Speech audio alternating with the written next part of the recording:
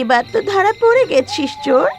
এবার আমরা তোকে শের খানের কাছে নিয়ে যাব, সেখানে কড়া শাস্তি পাবি। এক জঙ্গলে টিনু পাখি তার 2 সন্তানের সাথে থাকতো। সেই জঙ্গলে একটা কালো গুহা ছিল, যার ভেতরে শুধু লাল পাখি যেতে পারত। আর পুরো জঙ্গলে টিনু পাখি একমাত্র লাল ছিল। বাচ্চারা, আমি কিন্তু কালকে সকালে আমাদের ফেভারিট ব্লু অ্যাপেল আনতে যাব, আর আমরা 3 জনে মিলে মজা করে খাবো। আরে বাহ, ব্লু অ্যাপেল! মা, ওটা তো শুধু কালো গুহার ভেতরেই পাওয়া যায়, মজা এসে যাবে। দুজনে খুব খুশি হয়ে যায়। তখনই কালু বাজ ওদের কাছে আসে। আরে কালু বাজ, তুমি এখানে? হ্যাঁ টিনু পাখি, আমি ওপর থেকে যাচ্ছিলাম, হঠাৎ শুনলাম তুমি ব্লু অ্যাপেলের কথা বলছো, তাই থেমে গেলাম। আমাকেও একটু আপেল দাও না। হ্যাঁ হ্যাঁ, কেন না, তোমাকেও দেব। তুমি খুব মিষ্টি। আচ্ছা, কবে যাচ্ছ তুমি ওখানে? আমি এক্ষুনি বেরোবো, একটা ব্লু অ্যাপেল নিয়ে আসবো। তারপর সেটাকে পুরো রাত চাঁদের আলোয় রাখতে হবে। পরের দিন সূর্যের আলো পড়তেই খাবার যোগ্য হয়ে যাবে। ঠিক আছে, আমি সকাল সকাল খাওয়ার জন্য আসবো। এটা বলে কালুবাজ সেখান থেকে চলে যায়। মা, তুমি তো একবারে একটাই আপেল আনতে পারবে না, তাহলে ওর থেকে কালু ঈগলকে আমরা কি করে দেব? আরে বাবা, এরকম বলতে নেই। কালুবাজ আমাদের কত সাহায্য করে, আর আমাদের থেকে একটু দিয়ে দিলে আমরা কেউই না খেয়ে মরবো না। এটা গোল্ডি বাজ শুনতে পারে আর তক্ষুনি নিচে নেমে আসে। আমি শুনেছি তুই কালু ঈগলকে আপেল খাওয়াতে চলেছিস। হ্যাঁ, খাওয়াবো, তাতে তোমার কি? না না, আমার কেন কোনো সমস্যা হবে? ওকে যদি দিচ্ছ, অর্ধেক আমাকেও দিও। আপেলের 4টে অংশ হবে, এর মধ্যে 3টে আমরা আর একটা কালু দাদা পাবে। পরের বার তুমি খেয়ে নেও।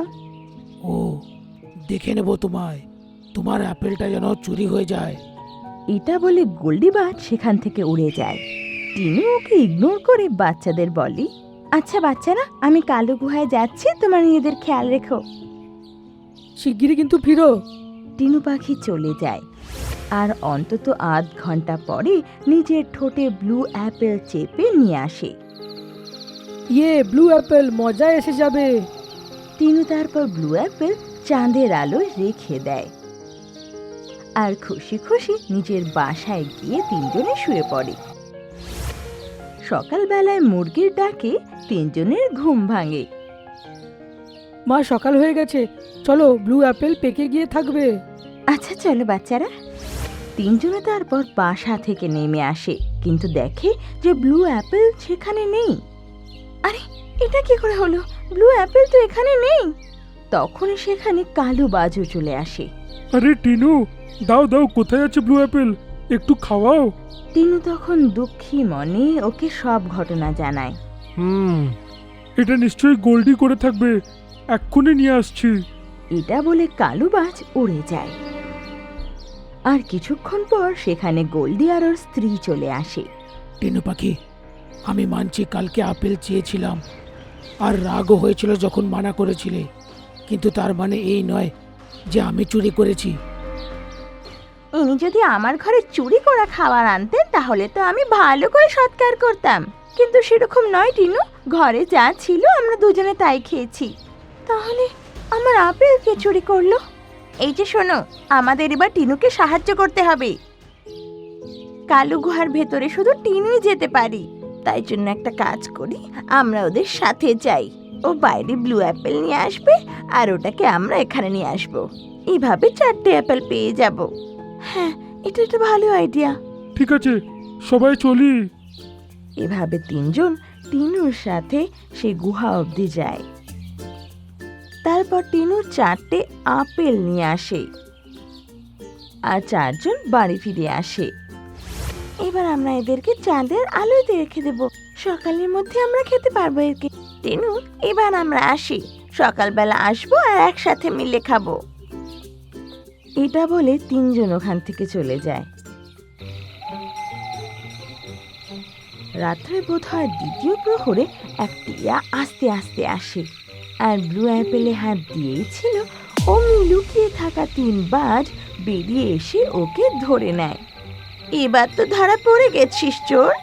এবার আমরা তোকে শেরখানের কাছে নিয়ে যাব, সেখানে কড়া শাস্তি পাবি। ততক্ষণে টিনু পাখিও জেগে যায় আর বলে, আগে বলো তুমি চুরি কেন করছিলে? চাইতেও তো পারতে আমার কাছে।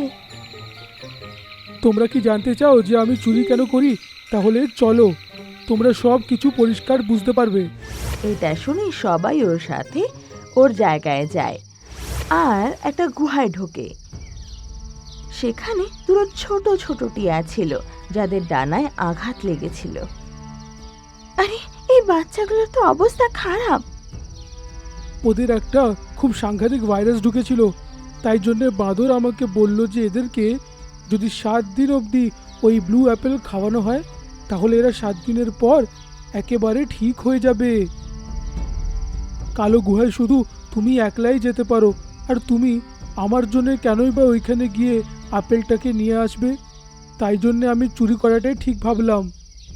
এটা শুনে টিনু পাখির খুব দয়া হয় আর বলে, তোমার একবার আমার সাথে এসে কথা বলা উচিত ছিল। বেচারাই বাচ্চাগুলোর জন্য আমি 7 দিন গুহায় যেতে রাজি। এখন টিনু একলা নয়, আমরাও আছি, তুমি চিন্তা করো না, আমরা নিয়ে আসব।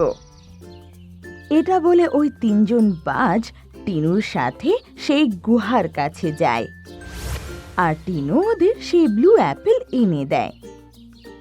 এভাবে রোজ 5টা ব্লু অ্যাপেল টিয়ার ঘরে যেত আর ওই বাচ্চাদের সাথে সবাই সেই ব্লু অ্যাপেল খেত। 7 দিনের মধ্যে ওই 2 বাচ্চা একদম ঠিক হয়ে যায় আর এইভাবে একে অপরের সাহায্য করে সবার খুব ভালো লাগে আর সবাই একসাথে সুখে শান্তিতে থাকতে লাগে। আমার গাছের নিচের শাখায় একটা সবুজ রঙের আপেল আছে, ওটা জাদুর আপেল, সেটা তুমি নাও, এতে তোমার সব সমস্যা শেষ হয়ে যাবে। এই গল্পটা হলো সীমাপুর গ্রামের, যেখানে অনেকগুলো পাখি অনেক ঘন জঙ্গলে থাকতো আর ওখানে এক টিয়া রাজাও থাকতো। পাখির সংখ্যা বেশি হওয়ার কারণে টিয়া রাজা সবাইকে একটু একটু খাবার দিত যাতে ওদের একদিনের পেট ভরে যায়। কিন্তু এই কথাটা পাখিরা বুঝতো না।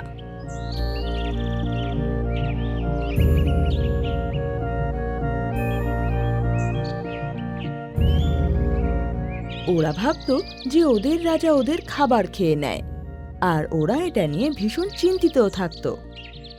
এই জন্য ওরা রাজার ভালো দিকটাও দেখতে পেত না আর ওরা ভাবতো যে ওদের রাজা তো ভীষণই খারাপ আর সব পাখিদের খাবারের জন্য কষ্ট দেয় আর দিনের শুধু একটু খাবারই দেয়। আর কিছু পাখি এত বদমাশ ছিল যে অন্যদের খাবার চুরি করে নিত। এরকমই 2 ঈগল ছিল।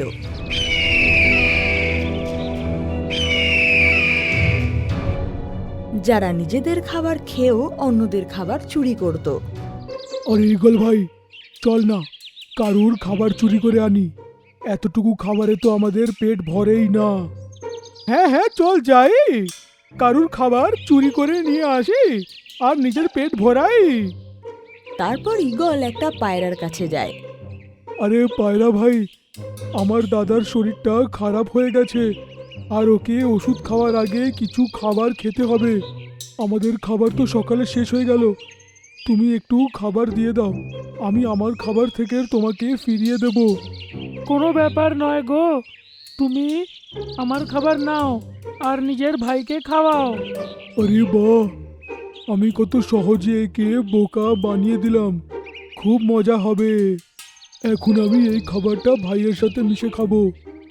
ভাই এই দেখ, আমি ওই পায়রাটাকে কি সহজে বোকা বানিয়ে খাবার নিয়ে এলাম, এখন আমাদের দুজনের পেটটা ভরেই যাবে।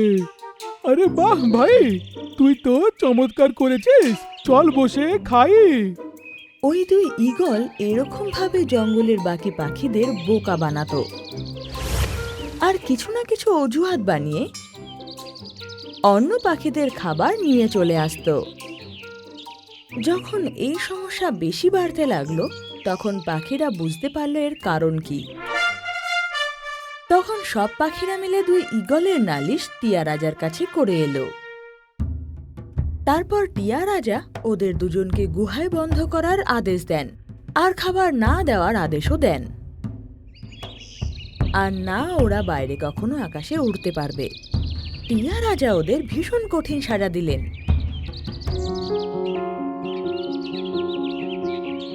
তারপর অন্যদিকে ছোট পাখি যে পরিশ্রম করে খেত আর পরিশ্রম করে কাজ করত,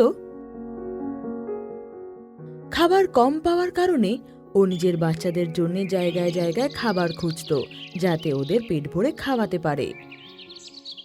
একদিন ছোট পাখি খাবার খুঁজতে যাচ্ছিল, আর তখন দেখল একটা গাছের শাখা অর্ধেক ভেঙে গেছে আর অর্ধেক ঝুলছে, আর গাছ ভীষণ কাঁদছিল। আরে গাছ দাদা, তোমার কি হয়েছে? এত কেন কাঁদছো? ছোট্ট পাখি, সাহায্য করো। আমার শাখাটা একটু ভেঙে গেছে, যার কারণে এটা ঝুলছে, আর আমার খুব জোর কষ্ট হচ্ছে। তুমি এটা বার করে ফেলে দাও, যাতে আমি কষ্ট থেকে মুক্তি পেয়ে যাই। ছোট পাখি ওটা বের করে ফেলে দেয়। এখন একটু আরাম পেলাম। তুমি আমার খুব সাহায্য করেছো আজকে। তোমার যদি সাহায্য দরকার, তুমি যে কোনো সময় আমাকে বলতে পারো। গাছ দাদা, আমি আর আপনাকে কি বলি, টিয়া রাজা আমাদের খুব খাবার কম দেয়, যার কারণে আমি আমার বাচ্চাদের পেট ভরতে পারি না, আর এই জন্য আমাকে জঙ্গলে যেতে হয়, কিন্তু এক ফোঁটা খাবার পাই না। তুমি খাবার চিন্তা করো না ছোট্ট পাখি। আমি তোমায় এমন জিনিস দেব যা দিয়ে তোমার এই সমস্যাটা সবসময়ের জন্য শেষ হয়ে যাবে। গাছ দাদা বলো, সেটা কি? আমার গাছের নিচের শাখায় একটা সবুজ রঙের আপেল আছে। ওটা জাদুর আপেল। সেটা তুমি নাও, এতে তোমার সব সমস্যা শেষ হয়ে যাবে। আরে বাহ, এটা তো দারুণ কথা, আমি এখনই নিয়ে নিচ্ছি। তুমি এটা নিয়ে নাও। এর জাদু দেখার জন্য তোমায় বলতে হবে, ছু মন্তর ছু মন্তর, তারারম পম পম তারারম পম পম। এতে জাদুর আপেল বলা আরম্ভ করবে, আর তুমি এর থেকে যা চাইবে এ সব ইচ্ছে পূরণ করবে। এ একবারে দুটো ইচ্ছে পূরণ করে, তারপর কিছুদিনের জন্য শুতে চলে যায়। আবার তারপর একে ওঠানোর জন্য তোমাকে এটাই বলতে হবে। ছোট পাখি ওই জাদুর অ্যাপেলটা নিয়ে উড়ে যায়, আর ও তার থেকে কিছু চাইতে লাগে। যেই ও জাদুর অ্যাপেলটাকে ওই মন্ত্র শোনাতে থাকে, অ্যাপেল ওর সাথে কথাবার্তা বলতে শুরু করে দেয়। বলো ছোট্ট পাখি, তোমার ইচ্ছে কি? তোমার ইচ্ছে আমি পূরণ করে আবার শুতে চলে যাব। জাদুই অ্যাপেল দাদা, আমার শুধু খাবার দরকার, আমার নিজের বাচ্চাদের খাওয়াতে হবে, ওদের পেট ভালোভাবে ভরেনি। যথা আজ্ঞা, আমি এক্ষুনি তোমায় খাবার দিচ্ছি। জাদুই অ্যাপেল অনেকগুলো খাবার ছোট পাখির সামনে প্রস্তুত করে দেয়। আরে বাহ, তুমি তো চমৎকার, তোমার জাদু কামাল করে দেয়। ধন্যবাদ জাদুই আপেল। আমি তো জাদুর আপেল, আমার জাদু তো কাজ করবেই। তুমি তোমার দ্বিতীয় ইচ্ছে বলো। তোমার দ্বিতীয় ইচ্ছে কি? বৃষ্টির মৌসুম আসছে, আর আমি নিজের বাসা এখনো বানাইনি, কারণ তার জন্য কাঠ আমি এখনো পাইনি। তুমি আমাকে বৃষ্টি থেকে বাঁচার জন্য একটা বাসা বানিয়ে দেবে? জাদুই অ্যাপেল ছোট পাখির সামনে একটা ঘর বানিয়ে দেয়। তুমি তো খুব ভালো বন্ধু জাদুই আপেল, এখন তুমি ঘুমোতে চলে যাও, আমার ইচ্ছা শেষ হয়ে গেছে। ঠিক আছে ছোট্ট পাখি, আমি ঘুমোতে যাই। তারপর জাদুই আপেল নিজের চোখ বন্ধ করে ঘুমোতে চলে যায়। পরের বার যখন ছোট পাখি জাদুই আপেল থেকে নিজের ইচ্ছা চাইছিল, তখনই দুই বদমাশ ঈগল জাদুই আপেলের জাদু দেখে ফেলে। আরে দাদা, এটা তো জাদুর আপেল। আমাদের এটা চুরি করতে হবে, তারপর আমরা সব পাখিদের ওপরে রাজত্ব করব। রাতে লুকিয়ে চুরিয়ে দুই ঈগল জাদুই আপেলের কাছে যায়। ওকে নিজের ঠোঁট দিয়ে ওঠাতেই যায়, তখন জাদুই আপেলের ঘুম ভেঙে যায়। তোমরা দুই ঈগল আমার ঘুম নষ্ট করে দিয়েছো, এখন তুমি এর শাস্তি পাবে। জাদুই আপেল তখন দুই ঈগলকে নিজের চোখ দিয়ে পুড়িয়ে ছাই করে দেয়। এই গল্পটা থেকে আমরা শিক্ষা পাই যে যদি আমরা কারোর সাহায্য করি, তার সাথে ভালো কিছু করি, তাহলে আমরাও ভালো ফলই পাবো। ছোট পাখি ওই গাছটার সাহায্য করে নিজের জীবনটা সাজিয়ে নিল। আর ওই বদমাশ ঈগল নিজের লোভে পড়ে নিজের প্রাণ হারিয়ে ফেলল। এখন জাদুই আপেল ছোট পাখির কাছেই ছিল, আর সে যখন কিছু চাইতো জাদুই আপেল ওকে এনে দিত।